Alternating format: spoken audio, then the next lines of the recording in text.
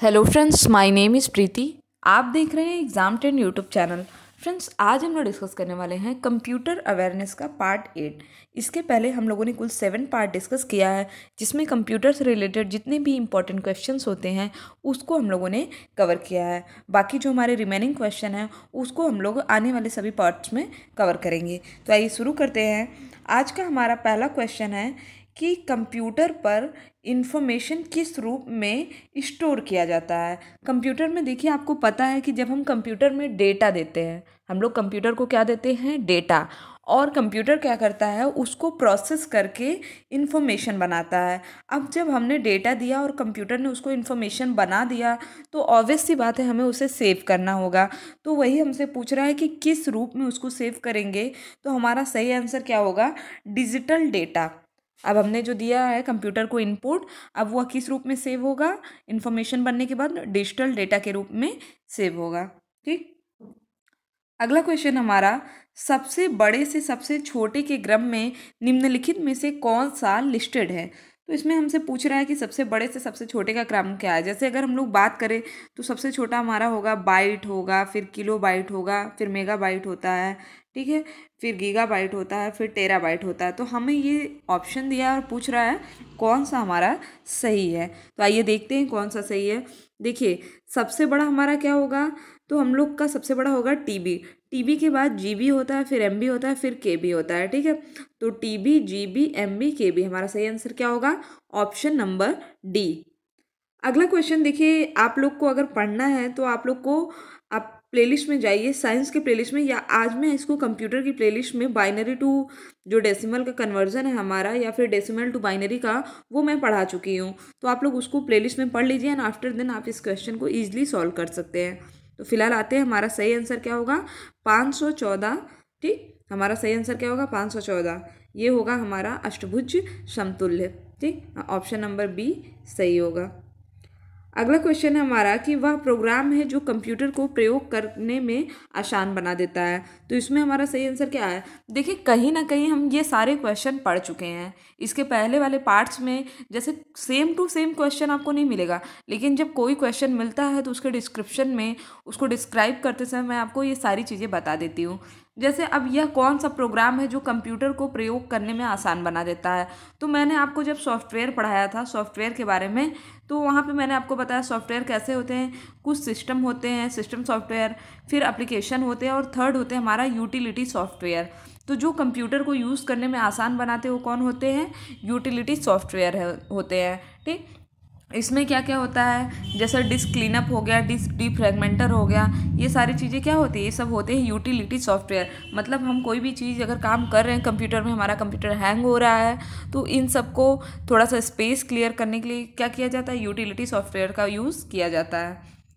अगला क्वेश्चन है हमारा डिवाइस ड्राइवर से। आपको पता है कि कंप्यूटर में अगर हम लोग कोई भी डिवाइस ले जाके अटैच करते हैं, जस्ट लाइक प्रिंटर, ठीक, या फिर हमारा प्रिंटर हो गया, या फिर और हमने ग्राफिक का कोई कार्ड डाल दिया, या फिर हमने सीडी लगाया, तो उसके लिए क्या होना चाहिए, एक ड्राइवर होना चाहिए। गाड़ी कब चलेगी, जब ड्राइवर होंगे। तो डिवाइस ड्राइवर क्या होते हैं, छोटे और विशेष उद्देश्य वाले प्रोग्राम होते हैं। जैसे अगर मान लीजिए आप कोई प्रिंटर खरीद के लाए, आपके पास कंप्यूटर है, तो वो आपको एक सीडी देगा और बोलेगा इसमें इसका ड्राइवर है, आप इसको इंस्टॉल कर दीजिए, आफ्टर दिन आपका कंप्यूटर प्रिंटर के साथ परफेक्टली वर्क करेगा। ठीक, तो वही होता है हमारा डिवाइस ड्राइवर। क्या होता है, छोटे लेकिन विशेष उद्देश्य वाले प्रोग्राम होते हैं। चलिए अगले क्वेश्चन की बात करते हैं। कंप्यूटर बूट नहीं कर सकता यदि उसमें नहीं होता। तो अगर उसमें ऑपरेटिंग सिस्टम, ऑपरेटिंग प्रणाली नहीं होगी, तो कंप्यूटर क्या करेगा, कभी भी बूट नहीं कर पाएगा। हमारा सही आंसर क्या होगा, ऑप्शन नंबर सी। अगला क्वेश्चन हमारा, नीचे सूचीबद्ध 4 शब्दों में कौन सा उनसे संबंध नहीं है। तो देखते हैं किसका संबंध नहीं है। देखिए, एप्लीकेशन, प्रोग्राम, सॉफ्टवेयर, ये तीनों सेम है। ठीक है, जैसे प्रोग्राम क्या है, एप्लीकेशन हो गया, सॉफ्टवेयर हो गया, प्रोग्राम हो गया, ये तीनों सेम है। लेकिन पेरीफेरल की अगर हम लोग बात करें तो पेरीफेरल डिवाइस के बारे में मैंने आपको बताया था कि पेरीफेरल क्या होता है, डिवाइसेज होते हैं। कंप्यूटर में जो भी चीज़ें हम कनेक्ट करते हैं, चाहे स्पीकर को कनेक्ट कर रहे हैं, या प्रिंटर को, या कीबोर्ड को कनेक्ट कर रहे हैं, तो ये सारी चीज़ें क्या हो गई हैं, पेरीफेरल डिवाइसेज हैं।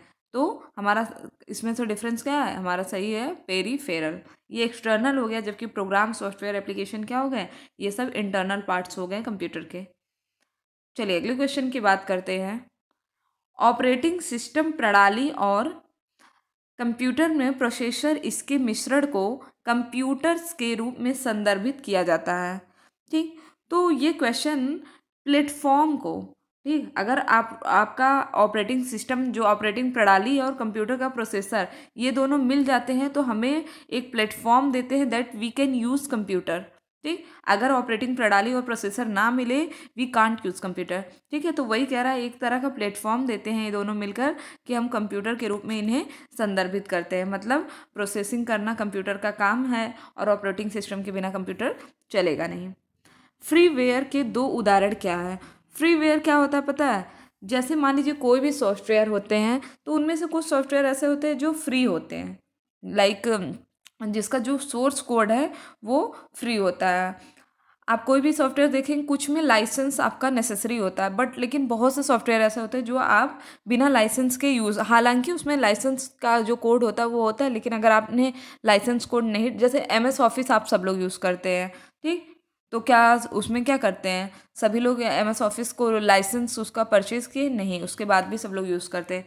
तो हमारा सही आंसर क्या होगा इसमें? हमारा सही आंसर होगा option number D, instant messaging और गूगल टूल बार। ये सब क्या है? फ्रीवेयर। ऐसे सॉफ्टवेयर जो हम लोग फ्री में यूज़ करते हैं उसे क्या कहते हैं? उसे कहते हैं हम लोग फ्रीवेयर। वेंडर सृजित या क्रिएटेड प्रोग्राम में संशोधनों को क्या कहते हैं? जब कोई भी प्रोग्राम क्रिएट हो चुका हो और उसमें हमें संशोधन करना हो तो उसको पैचेस कहते हैं। क्या कहेंगे? पैचेस कहेंगे। अगला क्वेश्चन हमारा कि जब आप PC को बूट करते हैं तब क्या होता है? आपने देखा होगा कि कभी कभी आप अपने लैपटॉप में, मान लीजिए विंडोज़ 8 है, आपको विंडोज़ 10 ऐड करवाना है कि विंडोज़ 8 को हटा करके क्या करेंगे, अपडेट करके विंडोज़ 10 इसमें रखेंगे। तो आप लेके जाते हैं किसी भी इलेक्ट्रॉनिक की शॉप पे, तो वो क्या करता है, आपके लैपटॉप में पेन ड्राइव लगाएगा और उसके बाद क्या करेगा, उसको कॉपी करेगा और एक बार इसको रिस्टार्ट कर देगा आपके कंप्यूटर को। और उसके बाद जब रिस्टार्ट होने के बाद आप देखते हैं बूटिंग की क्रिया चालू होती है। बूटिंग के दौरान ही क्या होता है, हमारा जो ऑपरेटिंग सिस्टम है विंडोज़ 8 से चेंज होकर के विंडोज़ 10 हो जाता है। तो वही पूछ रहा है कि क्या होगा इसमें, PC को जब आप बूट करते हैं तो क्या होता है, ऑपरेटिंग सिस्टम के अंश डिस्क के मेमोरी में कॉपी किए जाते हैं। ठीक, लिनक्स किसका उदाहरण है? तो लिनक्स उदाहरण हमारा ओपन सोर्स सॉफ्टवेयर का। ओपन सोर्स सॉफ्टवेयर क्या होते हैं? देखिए कोई भी सॉफ्टवेयर जब डेवलप किया जाता है तो आपको पता है एक प्रोग्रामिंग लैंग्वेज होती है, प्रोग्रामिंग कोड्स होते हैं।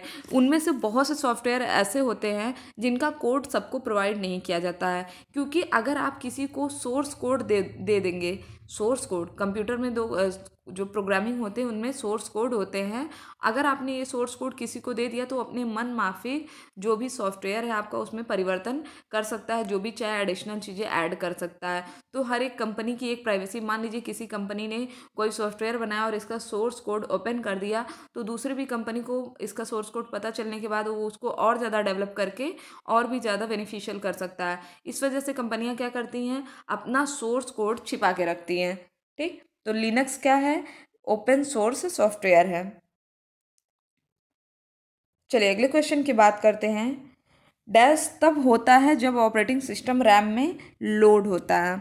तो क्या होगा, बूटिंग कब होता है? जब बूटिंग होता है तब ऑपरेटिंग सिस्टम रैम में लोडेड होता है। ठीक है, बूटिंग की क्रिया के लिए ऑपरेटिंग सिस्टम कहाँ लोड होगा? रैम में। ठीक, इसीलिए आप लोगों ने देखा होगा कि कंप्यूटर में हमारे पास एक लोकल डिस्क C होता है, जिसे कहा जाता है कि अगर ये फॉर्मेट हुआ तो पूरा कंप्यूटर का डेटा चला जाएगा। ठीक है, तो इसलिए कंप्यूटर में कभी भी लोकल डिस्क C को फ्री रखा जाता है, उस पर ज़्यादा लोड नहीं दिया जाता है। चलिए अगले क्वेश्चन की बात करते हैं। एक विंडोज़ यूटिलिटी प्रोग्राम है जो अनावश्यक हिस्सों, फ्रेगमेंट्स को पहचानता और हराता है और फाइलों तथा अप्रयुक्त डिस्क स्पेस को पुनर्व्यवस्थित करता है ताकि ऑपरेशन इष्टतम ढंग से हो सके। मिला जुला के इनका कहना यही है कि एक तरह का यूटिलिटी सॉफ्टवेयर है जो डिस्क को डिफ्रेगमेंट करता है जिससे कि कंप्यूटर क्या करे, अच्छे से चल सके। तो हमारा सही आंसर क्या होगा इसमें? सही आंसर होगा हमारा डिस्क डिफ्रेगमेंटर। क्या होता है? Disc defragmenter. अगला क्वेश्चन हमारा कि निम्नलिखित में से किसका संदर्भ छोटे एकल साइट नेटवर्क से है। तो छोटे एकल साइट नेटवर्क की बात है तो हमारा क्या हो जाएगा, लोकल एरिया नेटवर्क। ठीक है, लोकल एरिया नेटवर्क मैंने आपको पढ़ा दिया है। Local area network, metropolitan area network, ठीक है, वाइड एरिया नेटवर्क, ये सारी चीज़ें आपको पढ़ा दी गई हैं।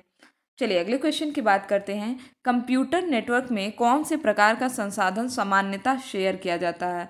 तो क्या शेयर किया जाता है, प्रिंटर्स देखते होंगे आप शेयर होते हैं। ठीक है, तो कौन सा चीज़ शेयर किया जाता है, प्रिंटर्स।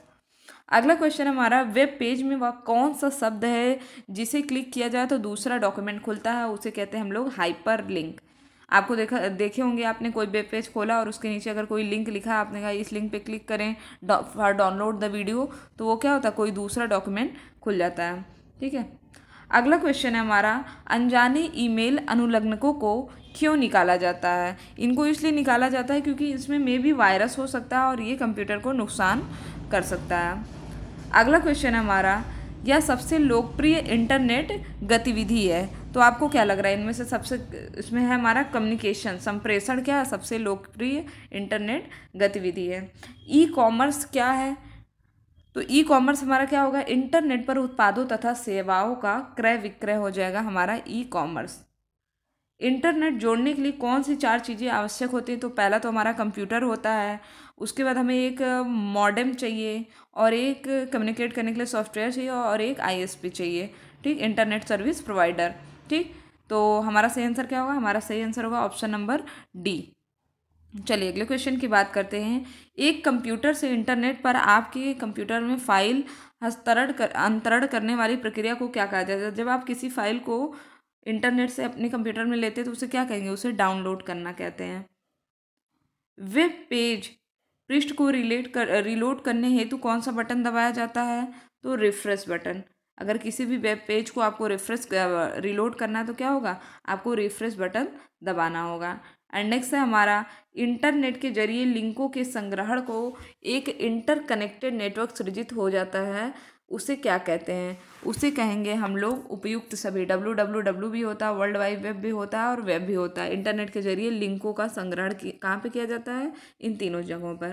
ठीक, एंड आज का हमारा लास्ट क्वेश्चन है कि स्पेस में कई कंप्यूटरों का समावेश होता है जो संसाधन और डेटा शेयर करने हेतु एकत्रित जोड़े जाते हैं। इसमें हमारा सही आंसर क्या होगा, इंटरनेट में कई कंप्यूटरों का समावेश होता है। तो ये थे हमारे आज के इम्पॉर्टेंट क्वेश्चन। इसके साथ साथ मैं कहना चाहूँगी कि जिन लोगों ने चैनल को सब्सक्राइब नहीं किया वो चैनल को सब्सक्राइब कर लें और आप हमारे चैनल पे विज़िट कर सकते हैं। बाकी जो चीज़ें आपको स्क्रीन पे दिख रही हैं इन सभी के लिए आप हमारे चैनल पे विज़िट कर सकते हैं और प्लेलिस्ट में जा कर के इन सभी की वीडियोस प्राप्त कर सकते हैं। इसके साथ ही साथ अगर आपके वीडियो पे ऐड आता है तो ऐड को स्किप मत किया करिए, ऐड को पूरा देखा करिए। Thank you friends, thank you so much.